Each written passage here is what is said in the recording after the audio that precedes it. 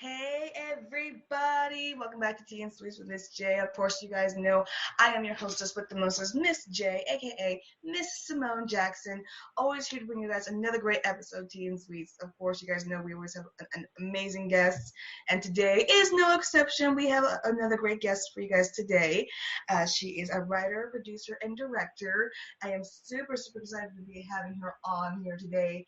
Please give a nice big warm welcome to Miss Maria. Hi, Maria. Hi, Simone. Hi, everyone. Hi, how are you doing today?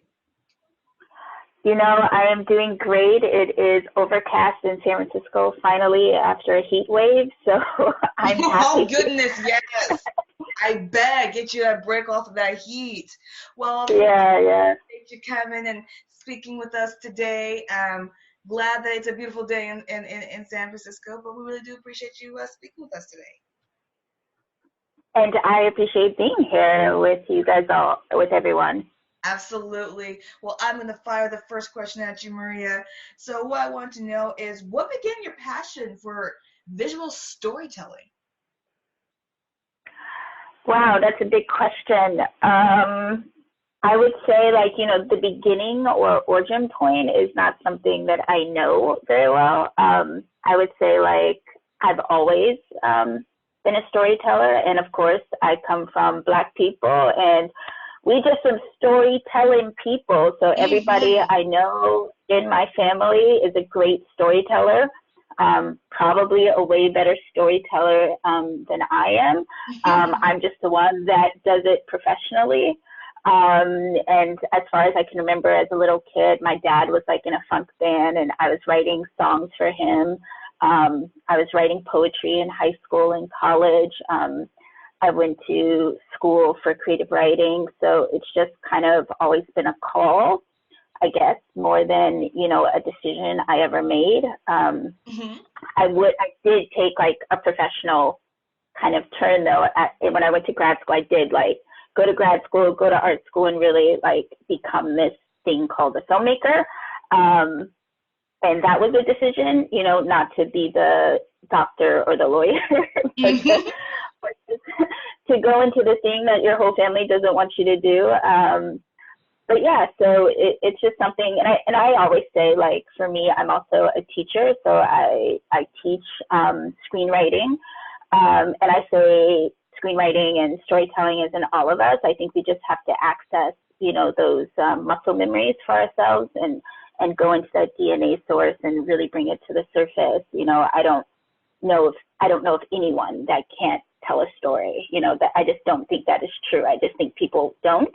But I think once you start to, everyone becomes a storyteller. Absolutely.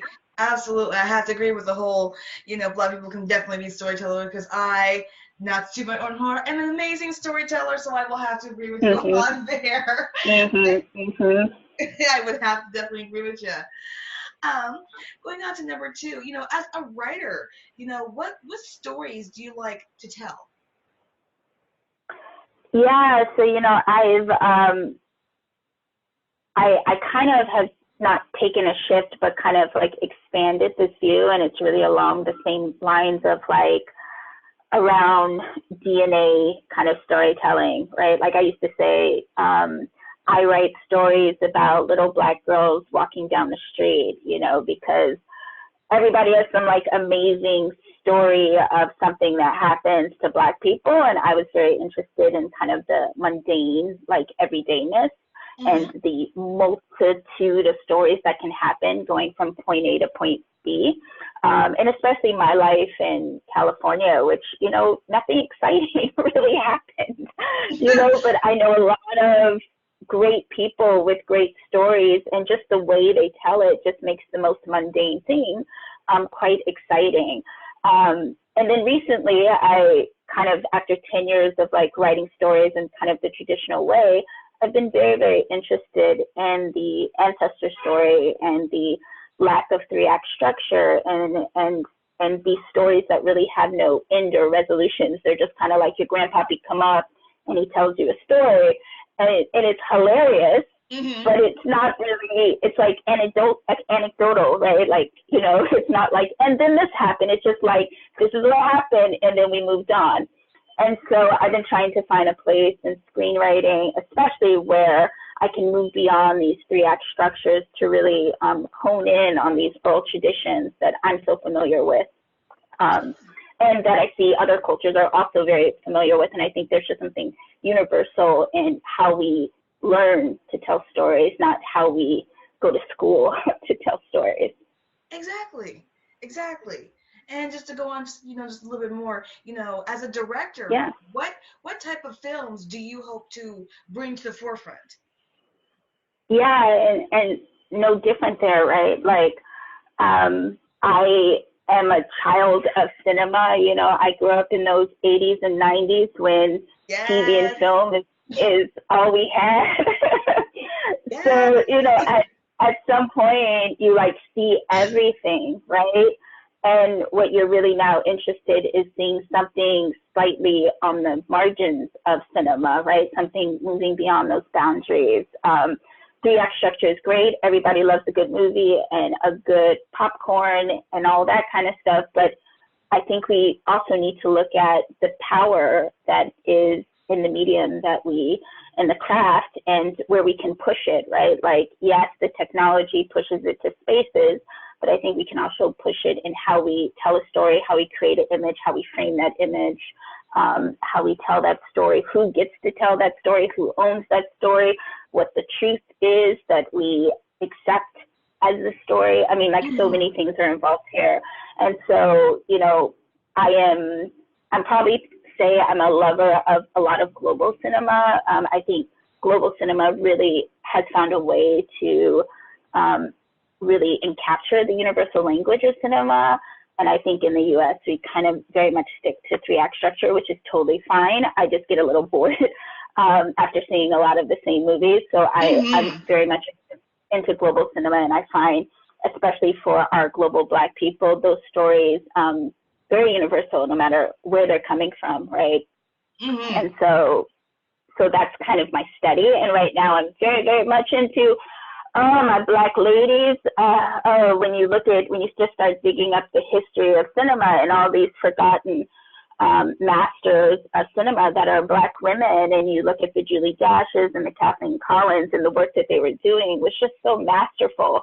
It was really pushing the boundaries of cinema. When you look at Daughters of the Dust, and it's telling an intergenerational, ancestral story of the land and unborn child.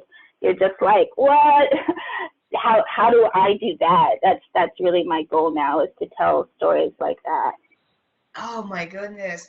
I just feel like a cinema connection right now. Like, I totally agree with you there. I do. I was like, oh my gosh, did I just find my cinema soulmate? I think I did. I totally get it. So I totally get it. So just to go on just a little bit more, in 2016, you created Indigo Impact. Can you tell the Tea and Sweet audience a little bit about that? Yeah, so I hope I'm not repeating some of the same things, but I am interested kind of just a lot in the same thing. I'm very much interested in left of center stories that are pushing the boundaries of cinema, unrepresented voices. And after, so long in the game, you see all these amazing films that are shelved. Particularly, you see films that are by people of color and marginalized cultures and communities that don't get the same spotlight as, traditional Hollywood movies. And so what I did was create Indigo Impact, not just to put some support and really navigate, not just the industry, but also the new place of like taking it to the community and taking these films to the hands of the people, and also finding money for these films, because that is also important, because, filmmakers need sustainability, they need longevity, they need to be working on their second film as their first film is released. And, we get so caught up in just getting the film out and then fighting all these systems and structures that we forget, like, it's really about the long game. And, the building the community, finding your cinema sisters and your cinema brothers that are helping you make a story that is a little bit left of center, that is a little bit non-traditional. That also is work. So that's what Indigo is. And, you know, we also work very much on engagement and community and helping filmmakers and institutions and spaces really understand the shift that is happening, which I do say there's a shift happening where, you know, folks are tired of getting a shaft on who gets to tell the story. And I think you are seeing voices rise up that are like, I'm sorry, like that is only 10% of the truth. You missed, like, you know, the origin, the oral tradition, the native cultures. You missed so much of the story. And now we are taking ownership and space and want to tell that story. And not just that, we have a whole different process to that art form and craft and connection to the earth and the land and nature that we want to do in that storytelling. So that's also the work, right? So it's complicated, but Indigo Impact really is trying to find, you know, similar people, similar voices, similar stories, and navigate, not just in career-wise, but also financially navigate those spaces and help filmmakers get their stories made, no matter how radical they are. Awesome. I love it. I love it. You have such a clear direction on not only, you know, your filmmaking process and just your cinematic eye. It's incredible. So you're right. We are taking, you know, the narrative back into different storytelling. So, but I want to make sure that my TNC's audience follow you. Where are you on social media so they can follow you and all of your work? Yeah, so I would say I am mostly a Twitter girl. I have a great community on Twitter, so you can follow me at Twitter at Maria Judice. So it's just kind of my basic name on all platforms. Maria A is my middle initial, which is Annette, and my last name. I wish I was more creative, but I'm not. At least you're honest about it. Yeah. It's like, because I would have forgot, right? Like, I was like, oh, I had a cool name, and then I forgot. I was like, it's just your name. You'll never forget it. And so I'm on the same on all the channels. I'm on literally every channel. So I'm not the best with DMs unless it's Twitter, but you can try to DM me, and I will eventually return it. Again, I love the honesty. So everyone, make sure you guys definitely follow Maria on Twitter. Like she said, if you guys try to DM her, she will definitely try to get back to you eventually. That being the key word, eventually. So, you know, so just to continue on a bit more, you know, you also have a film called Elephants, I do believe, right? Yeah. Yes. Which, say that one more time, sorry. I said yes. Well, I wanted you to tell, you know, the TN Suite audience about the movie and what was the inspiration behind it. Yeah. So as I said, I make movies about little girls just walking down the street. In this movie, really is no different. It's and I'll start with the inspiration piece because it ends up being kind of a bigger piece. But my grandfather died maybe 2 years ago, and one of the things that I found when I was like cleaning up his office was like a picture with a little note on it that he had for me, and it was a picture of a man that was hanged from a tree in Concord, California in 1985. And he had a note that said, "Tell Baby Horse Around," which is my nickname. Tell Baby Horse Around about this, because he knows I look for history pieces like that. And so as I researched the piece, I realized the picture my grandfather had took of a hanging that had happened in 1985 by a young 23-year-old Black fashion student in Concord, California. And I'm alive in 1985, and I didn't know anything about this. And so as I researched it, I realized like California, this place that my grandfather came in the early 40s thinking he was fleeing the South, really brought or still held or created its own kind of violent racial tendencies. And as we shoot from 1985 to 2019, we have had Oscar Grant, we've had Mia Wilson, we've had many people that have had violent deaths at BART stations. And for me, I was going through like my grandfather's death and all these kind of violent incidents that were happening, not just in California, but around the country. And I was becoming very depressed.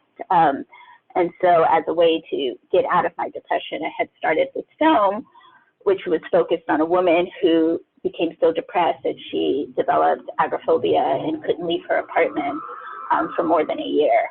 And so the film is, one, talking about witnessing indirectly or directly. She witnesses a murder and can't leave her apartment. But I think there's also something for me about this collective witnessing, and then where do we mourn people in a collective space, as not just as Black people, but as, human people together. We don't take the time to mourn. We instead go to work the next day. And I wanted to see a Black woman take time out of her life and be vulnerable and cry and claim, not today. Like, I just can't get up and do today. So that's what the movie is about. And you do see her community come and help her out of the depression. And there's many practices that we talk about in the film. So it's a bit of I would say probably a very boring film to many people, because a lot of times we're just watching her do nothing and really try to do life, make effort, but really fail at that effort. And then you see her people kind of come and cook for her and clean for her and just sit with her and make tea with her, and then just have discussions around their own experiences. Because, just even doing the film, not one person I bring on set doesn't have a story of witnessing some kind of violence in their life, and racial violence, either something that has happened to them or something they have been very closely connected to. And so in a way, we're also exercising and coming to a place and a space and creating a space for ourselves where we can, do this conversation that really should be happening in a more public space. And eventually she gets out of it, she leaves her house, she finds a new way to, attach to life and do life again. But it takes time. And so again, the message for me is a lot about like, it's okay to take some time out of this, whatever we call this current space and time and world and place we call America, and do self-care, right? Audre Lorde said self-care is one of the most radical acts that we can do as Black people. And so it's a film about self-care and taking time to rebuild your soul. Oh, wow. That sounds like a very, very powerful film.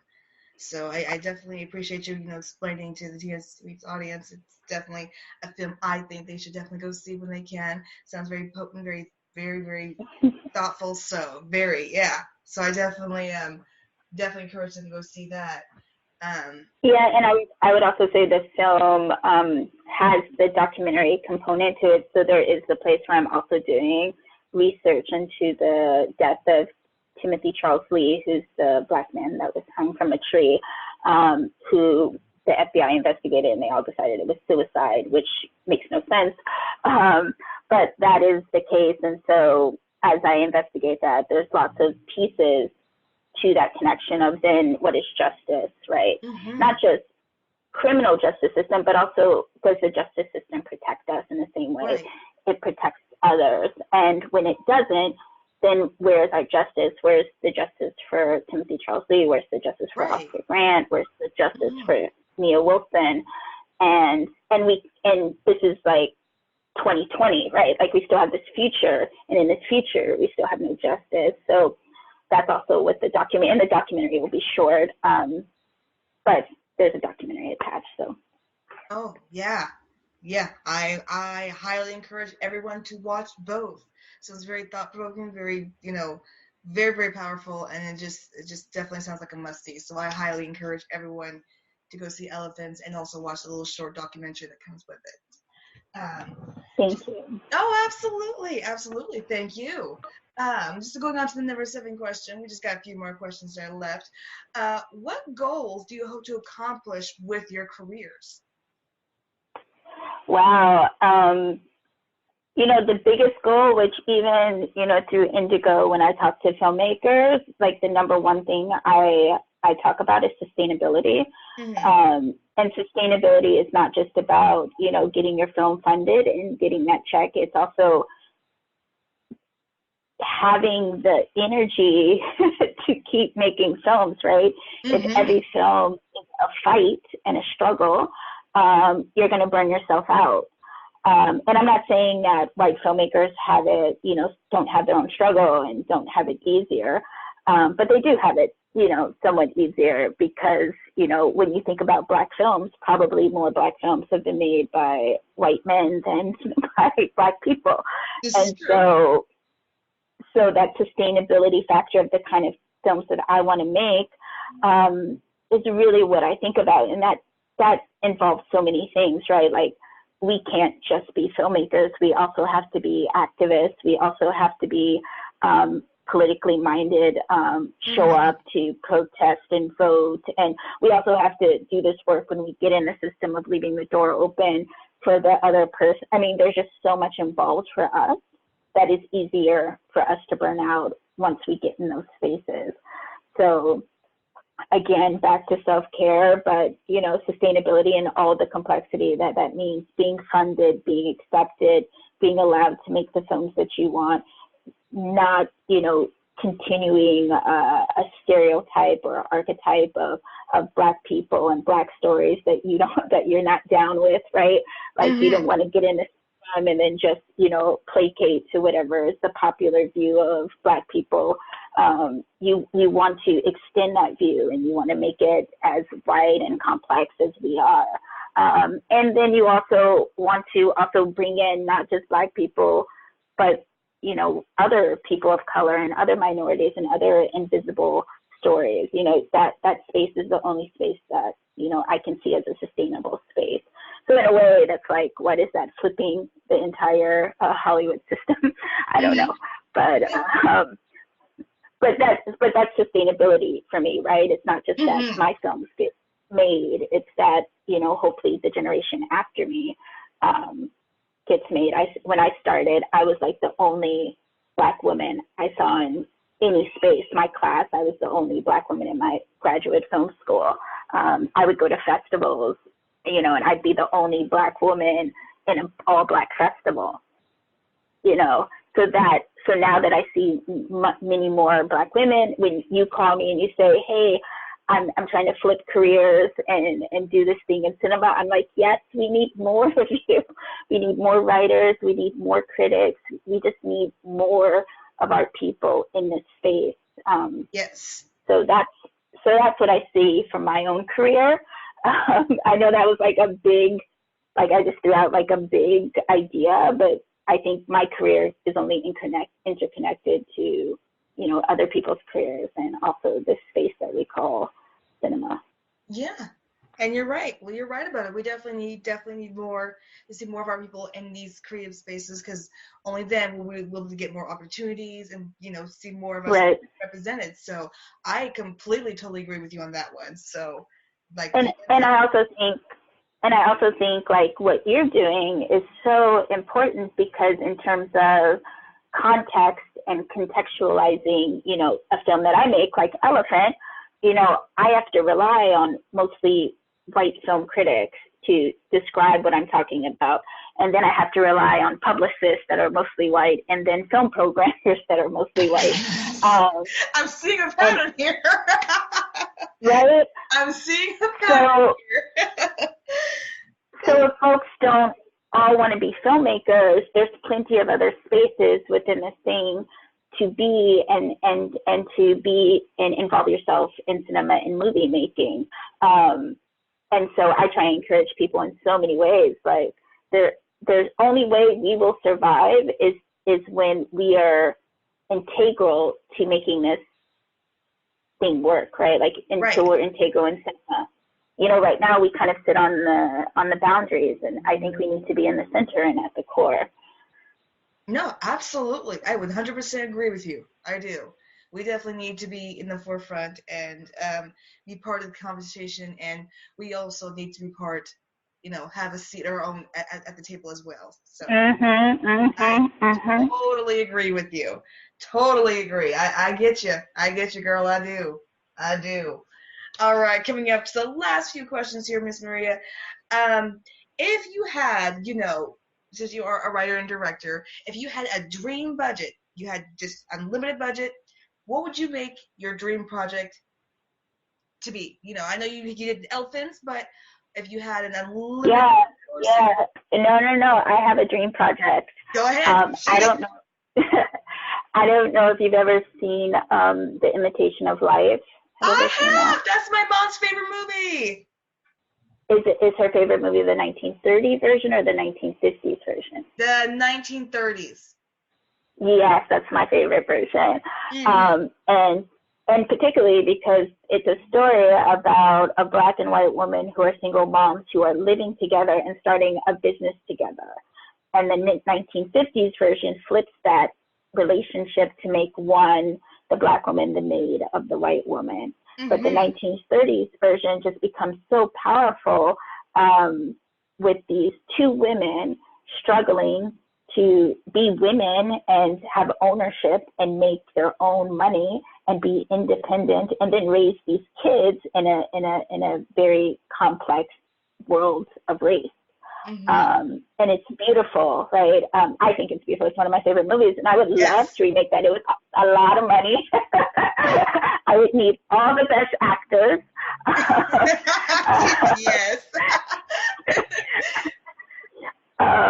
So that's like my big budget film. I hope nobody ever remakes it other than me. And if it wasn't Imitation of Life, I would love all the money in the world and all that good sci-fi money to make like an Octavia Butler, anything Octavia Butler. Like I would make any one of her novels, sci-fi novels. But that would cost a lot of money because that's sci-fi. So I would need like Avatar money to make that. I totally agree with The Imitation of Life. That movie never fails to make me cry. Always does. Right. Always. Yeah. And like, can you think about the costume budget on it though? Like you would need a lot of money just for costumes because the costumes have to be fabulous, tailored to it's like Mad Men costume money. That's what we need. Mad Men costume money. I mean, even till this day, you've never seen a movie like that, like, generates so emotion. Like, I can't imagine, like, a lot of people, like, I mean, I know a lot of people who've seen it, and they've always say, that's one of the few movies that just gets to me every single time. You don't see movies like that anymore. And I think it's also dismissed as a woman's movie, right? Like, it is. It's really a woman's movie if you think about the relationship between the two women, if you think about the mother-daughter story, if you think about just the personalized political story of women trying to navigate a very male-dominated world in the 30s, right? Like, exactly. It is the epitome of a woman's story, and not, BS women-centered story. It is just women sisterhood it's like early beaches or something like that, right? Like women coming together to just try to make this world work on their own, to design their own futures. Exactly. How beautiful. Yeah, that would. I'm with you. I hope no one remakes that movie but you. So, like, we're putting we're putting the trademark right now. We're trademarking it right now. No one else can touch it unless you're willing to work with Miss Maria. We've already discussed it. We have proof. I have it recorded. So I'm just saying. Cinema God, please don't let anyone touch my big budget Hollywood movie. I love it. She said, please don't let anyone. I agree. All right. Well, coming down to the final question, Miss Maria. This one's a little fun one because we are called Tea and Sweets. As a filmmaker, I'm pretty sure I know you are a movie lover just like, me and the audience. But what is a typical snack that you pair with your movie? Oh, what snacks would I pair? Ah. I like sweet and sour and salty all at the same time. So it would Ooh. have to be like chocolate, dark chocolate only, chocolate, You some said dark chocolate like only. dark nuts, like some like all salty almonds, and maybe some like vinegar chips, like all in the same like Ooh. popcorn bucket or something, like in the grossness that is like you are when you're watching a movie for like 12 hours, Love it. like, I love it. She said a popcorn bowl, not a regular bowl, people, but she wants a popcorn bowl. you That is gotta what I'm have like talking the about. big one that sits on your belly where you can Yes. like have it all like fall all over you, because that is like, I don't know who's cute watching a movie in a theater. I am No. not. Exactly. I'm not Look. cute at home. I'm definitely not. I'm a little bit cuter in the theater because it's in public. But I just came back from TIFF and I was watching movies for like 8 hours. I came out of there. I was just like, please, nobody run into me. I looked terrible. I had food all over me. Because you're like in the dark theater trying to like find your snacks that you put in your purse, and like nothing's where it's to be. So like everything is all over your face. It's over your clothes. Whatever. I like that. That's the experience. I'm okay with it. I love it. I love it. Ah, that is amazing. That is amazing. I have to say that's probably one of the best answers I've got. Hands down, one of the best answers I got. Oh, Maria, it has been such an incredible pleasure to talk with you. You have such an amazing, clear, cinematic eye that it's just that, yeah, I really Thank you. hope. Yes, I really do hope my audience, of course, I have no doubt that they will definitely make sure you guys follow Maria on Twitter, and make sure you guys check out her film Elephant, as well as a short little documentary film that's going with it.